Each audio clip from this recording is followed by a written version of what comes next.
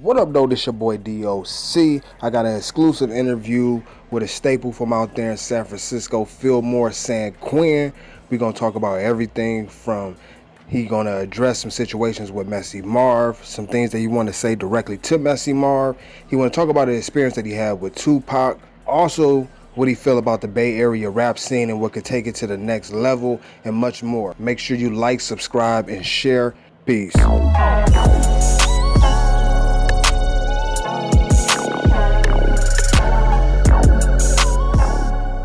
What up, though? This your boy DOC, and I got San Quinn on the line. What up, though, boy? How you doing? What's up with you, Doc? Man, chilling. How's everything been with you? Man, I'm yet blessed, highly favored in the Lord, staying positive out here in California. Just, taking it a day at a time. Word, that's what's up. Like, as this interview was approaching, me looking up different things about yourself, I ended up running across something saying that you were in the Guinness Book of World Records. Can you let us know a little bit about that? Like, what, how did you get in there? What did they place you in there for? First of all, I was the record is for being on the most records for person under the age of 21, and it actually came about because out of my manager at the time, Charles Kelly, who now is works over at Incredible Records with Nick Cannon. Right on the board of directors with him over there, his right-hand man. He's from Fillmore. He started with me. I started him with his management career. He was mad that I was getting on so many records. Man, you be on everybody's records, you give away too many features. Here go another one. He said, man, you probably could get in the Guinness Book of World Records. We laughed at first, under the age of 21 records. We got in contact with our man, Billy Jam. Billy Jam is a Bay Area icon and kind of like a publicist and a writer. And sure enough, he contacted Guinness Book of World Records people, and I sure did have a record. Most records in the store for somebody under the age of 21, and that was 150 records. I'm 39 years young now, so you can imagine my resume now. I haven't stopped since then. So it really developed out of my manager saying I'm doing too many features. You feel what I'm saying? Yeah. Now you're from Fillmore, correct? Exactly, I'm from Fillmore. Okay. Now being from there, being from where you're from, what inspired that type of hustle to, put out that many songs and really get on the rap tip instead of going the opposite way like so many may do in our community and doing the streets? What inspired you to take on the rap hustle? Well, me myself, I'm the oldest male from my family from San Francisco, from Fillmore. I didn't have any uncles, nobody to identify with, so I could be protected in the streets. And my main thing was to be respected and have some type of name, so I didn't have to be worried about the project kids jumping on me and not, having a little backup. You dig what I'm saying? Me and my guys would. So rapping was something I was good at, and I did it, and I happen to be one of the best guys to do it. Of course, I'm from the era where Run DMC, Big Daddy Kane, so I was attracted to it, and I went after it, man. And the first record I was on was called Frisco Niggas Ain't No Punks. JT the Bigger Figure, the Bay Area icon. You know what I'm saying? And I nailed it. Right. Yeah. Mm-hmm. I nailed it. It was with a group called RBO Posse, which had sold, they had sold like 300,000 records on their album, Don't Give Me No Bama Weed, A Lesson to Be Learned, and JT was new in the game. So JT, the Bigger Figures from my neighborhood, Septic Gafflet, Demo, and then RBL, they already was like, the No Bama Weed was, just, it blew all the way up. I actually got on the track, you know what I mean? And did my thing. I ate them guys up. I verbally did my thing. We was all together, but I was vicious from the gate. 14 years old when I made my debut. November 92. Right. So during that marathon of everything that's been going on, when did you and Messy actually hook up and start collaborating and doing music? Well, Messy Marv started doing music like in 95. He dropped an album called Messy Situations. I had a deal with Priority Records in 96. With my album, The Hustle Continues, we were signed Yellow Records, Master P, Brother Lynch Hung, that's Black Market Records, a couple of us. But we lost our deal because, for whatever reason, and I parted ways with JT. So, some guys from the neighborhood, the neighborhood guys that had the paper, they already was on me. I was good in the hood. Mess was known too, but not, the guys didn't really know him like that. but they knew me because I already had dropped. I was on my third album. Mess was just, getting to the hood on his first album. But I told them, I said, you know what? Go grab, man, put me and Mess together. We're going to be like Run DMC, man, do hard. You feel me? And from there, I took him in. You know what I mean? We happen to be cousins through marriage. He moved into our house, gave him, room, board, and we made magic. We made Explosive Mode 1, and we were the first young guys with our investors. My boy Marzette Parker, big shout out Herm, doing 28 years in prison now. You dig what I'm saying? You know how I go. Street dude that got behind the young homies. He spent like $80,000, $90,000. I don't know where he got it from. But first guy to put Frisco over in Oakland with the beats from Tone Capone and Mike Mosley. You know what I mean? Because it wasn't really, Frisco didn't get accepted in Oakland, but we the first ones to really break through and make them be like they had to respect it. And I've always been the guy to let guys shine. And I say, hey man, put Mess on, and that was 1997. And I mean, and we took off. It was hot. You know what I mean? Explosive Mode still is an iconic record, and had a great time. Me and him sitting down, working, writing together, and it's a classic. So now, a while back, I'll say maybe like a month or two ago, I got in contact with Messy Marv, and we did an interview with him. And during that interview, he had a few ill things to say about a few individuals and also yourself. Did you catch wind of that interview? Actually, I did. I understand from where he comes from. I more or less want to see Messy Marv, us back together. We put our whole neighborhood is coming together as far as the rappers, and we, Fillmore, and he's definitely a cornerstone in that situation. We had a couple battle raps going back and forth, but that's battle raps. You know what I'm saying? It's like, in more where it's nothing as serious, ain't no blood been shed. We just I'm really trying to get Bro to come back and come sit down and let's collaborate and be a part of this Fillmore movement, because that's what made him who he is, Fillmore. That's what made me who I am, Fillmore. So we both had that common bond, and that's what it's about. So for people that's listening in, where did you guys kind of sour at within your relationship? Because y'all had have still to this day, classic songs that people know of. Where did the relationship go sour? Was it because of the music or family things, or? Well, it's just basically ego type of thing. You dig what I'm saying? I say, we both are young guys. People are always pitted us against each other on the outsides, but the common interest is this. We from Fillmore. I helped launch his career. He helped, we wrote classic music together, and he's a cornerstone in Bay Area rap music. So the reason that I'm from Fillmore, he's from Fillmore. That's the bottom line. If you look deep, you'll find out. But I ain't tripping on it. It's not even worth me mentioning. It's just that we from Fillmore, and it was a competitive thing. And it's like, just like EPMD or, Kumo D and LL Cool J, nothing but another classic battle rap thing in battle rap history and hit rap history, like the Beef DVDs. It happens. Rap is like playing basketball against somebody. But in my mind, it's like, we from the same place. We should be working together. I never had it like I was trying to outdo Marv. And I don't know where it went wrong, but, through lack of communication and sitting down, things like that happen. And really what I'm more concerned with is now the present, with this one Fillmore movement everywhere I go. Marv has great music that people love, and he's connected with me, and I'm ready to ride the wave with him.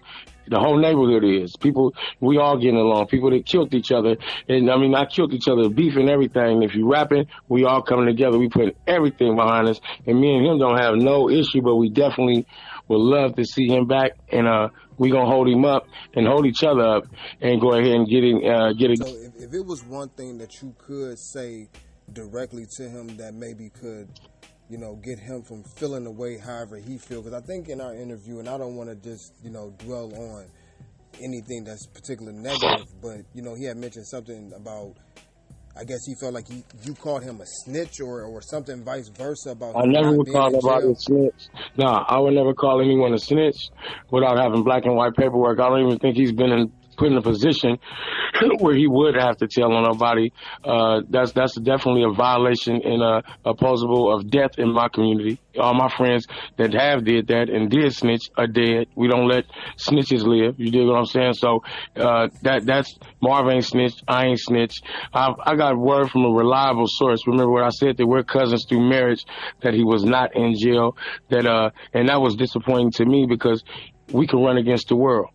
As long as he come on home, the whole neighborhood is for me to come out of isolation. It ain't nothing gonna happen. We gonna rock. Let's get this money. It's time for some of these kids that want to see him to touch his hand. I don't know, but the reliable source called me and said that, and I was actually upset at him because he didn't call me while he was there. He wanted to call me when he was gone. And it's the same pussy ass shit that niggas be doing, that, you know, you over there kicking it with him, and then when you get away, you want to try to come to me and say something wrong, and I don't give a fuck about that. I give a fuck about this unity. You dig what I'm saying? So the reliable source said that, but it's neither here nor there. I want to see him in San Francisco. We waiting on him. I put my life on the line for him. Come on. He got 100 niggas ready to do the same thing. Feel me? Right. Well, that's definitely powerful right there, because especially as being a family member, and just to hear these words come out of your mouth to say you know you have his back, because a lot of people, even when I did that interview, reading through the comments, so many people just spew negativity instead of just being focused on the positive and seeing how it's a bigger picture, especially for the city. Now that kind of leads into my next question.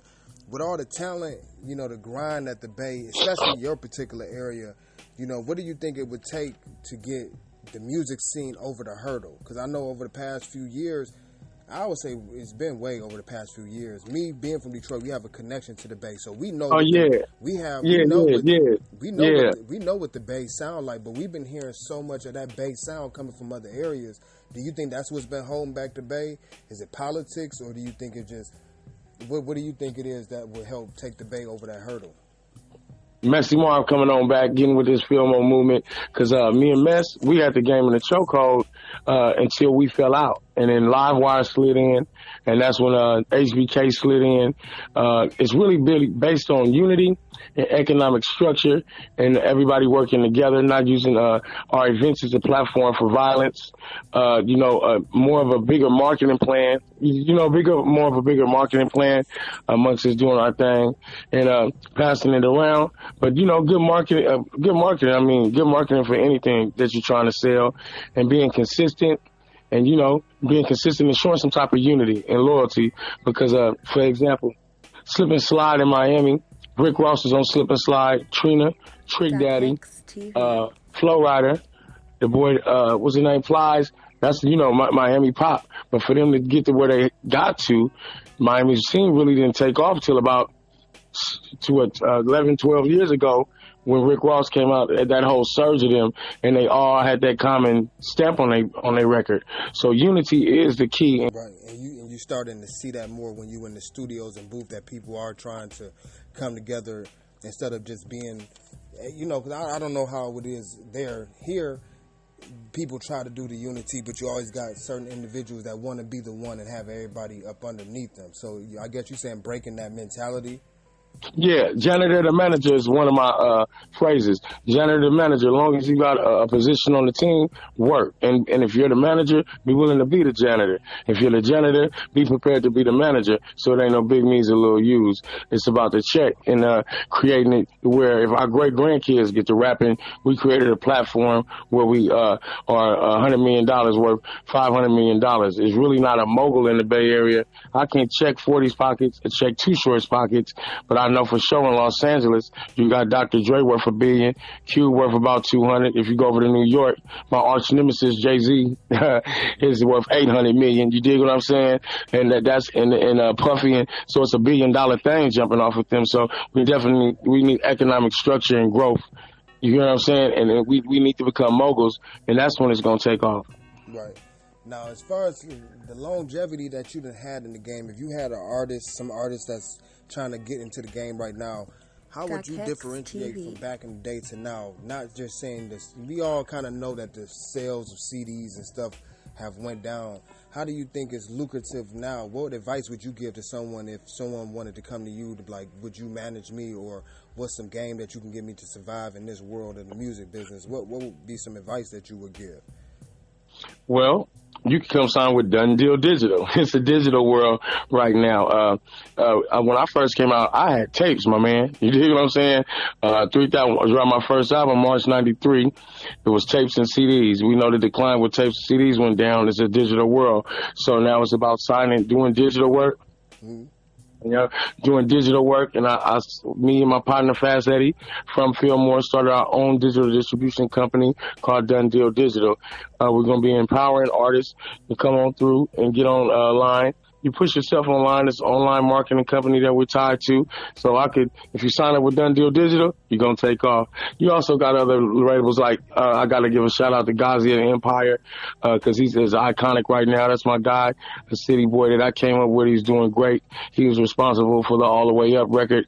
I think he signed T.I. right out of Frisco, Goto's Julio, who are also putting the game with Black and Brown Entertainment, has GT distribution. He's from Frisco, but he's based out of Texas. So, it's just like, get your digital game together. And of course, with anything, McDonald's still has commercials. Market. You hear what I'm saying? Yeah. Market. You know, it'd be wrong for me to ask, since you are definitely a staple out there in the Bay Area. Did you ever have any encounters with Tupac when he came through that scene? Or was it like a wall up? Well, this is what happened. Tupac, I love you, Pac. I know you. And Miss Sister Feeney.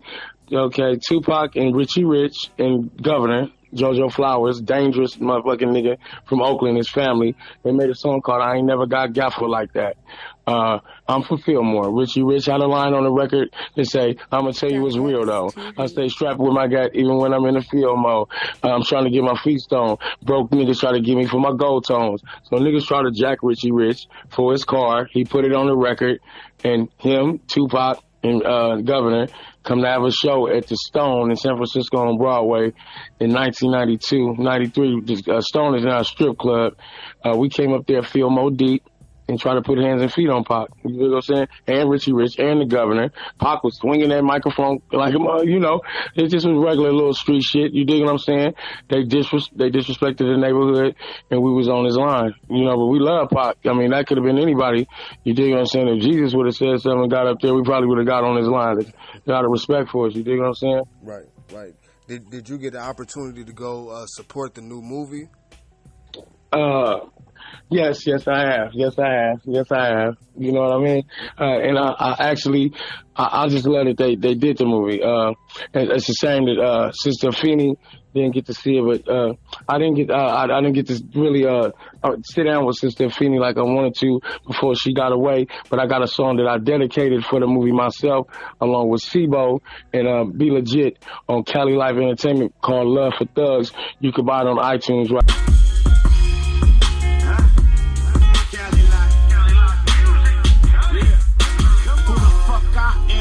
Even a question. I just point my finger, little homies will stretch them. It's a war in the city just to teach these niggas a lesson. I'm for blocks of blow on the block to keep these niggas from stretching. I'm the dog. I ain't sign up for none. I don't give a fuck if your guns are blood.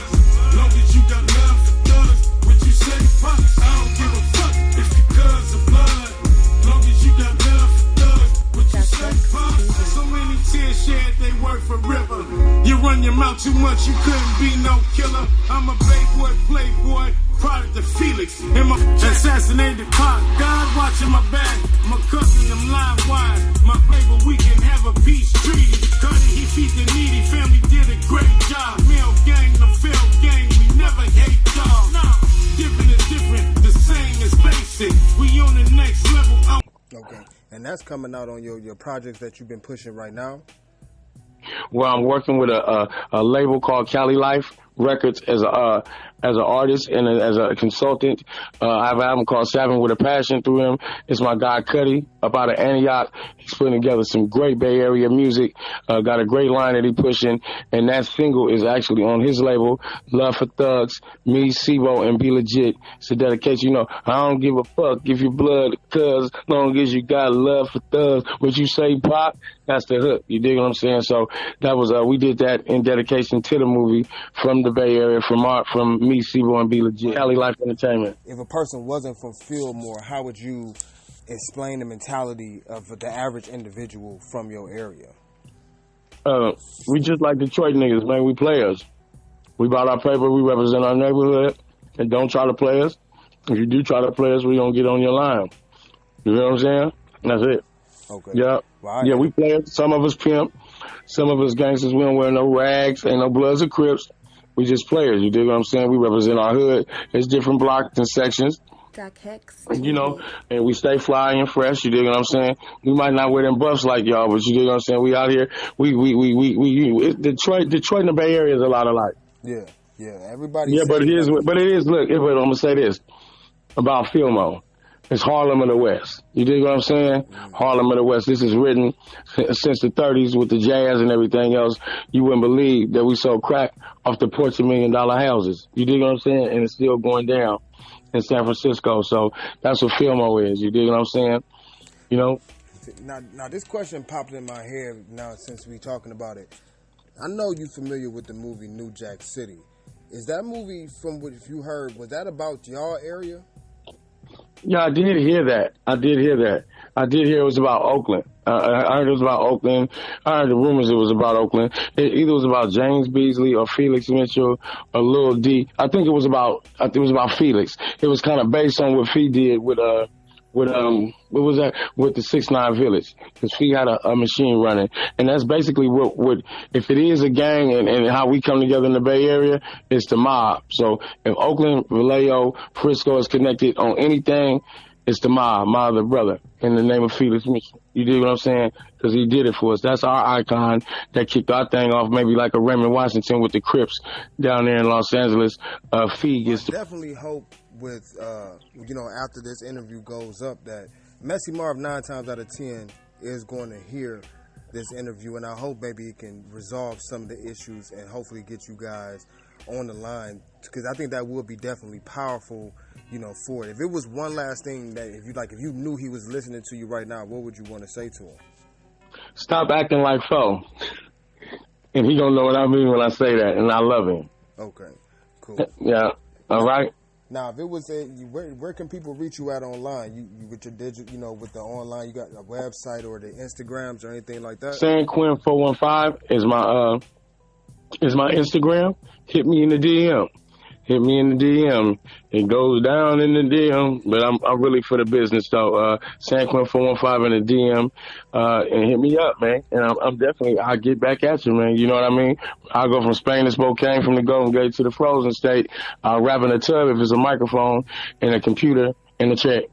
And so let me ask you this: for people that's out of town, that's not in California, that want to hook up with you and do features and stuff like that, do you normally try to keep it bay where you only do music there, or are you willing to network and collab with people from all over?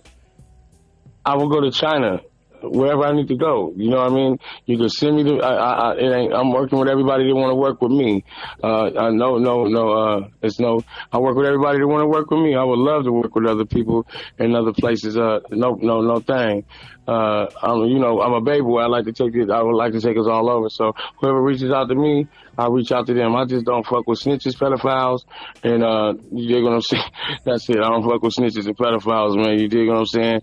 But and that's it. For sure, man. Well, I definitely appreciate the opportunity for the interview, man. And the platform is always open. If you ever got any messages or anything that you want to push, the platform is always available for you, bro. Hey man, I really want to commend you on what you're doing. You got a good thing going, and God bless you, brother, and congratulations on the new child. I'd like to give a shout out to Queen Business, who is adamant about us doing this correctly. You know what I'm saying? And Queen Business blog, you guys look out for that. And I appreciate it. Thank you, man. No doubt.